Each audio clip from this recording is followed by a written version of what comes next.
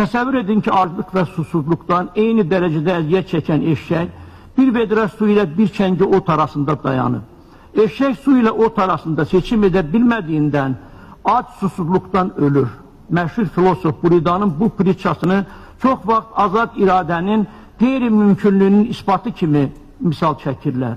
İhsan Mühəvvədiyyanın, Joseph Borel'in, Madame Messola'nın, Nancy Pelosi'nin, Michael Roth'un eyni cür danışmaları azad iradənin yoxluğundan xəbər verir. Problemləri budur. Belə adamlara bundan maraqlı və mədəni müqayisə tapa bilmədim. Çağımızın tanınmış filosofu Andre Comte-Sponville'in də Buridanın eşşəyi barədə fikri maraqlıdır. Bu eşşək haqqında mübahisələr artıq 600 ildir ki, davam edir.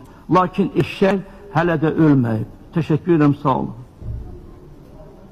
Bu qədər bu heyvanın adını bu zalda bugün çəkməyə nə ehtiyac var idi?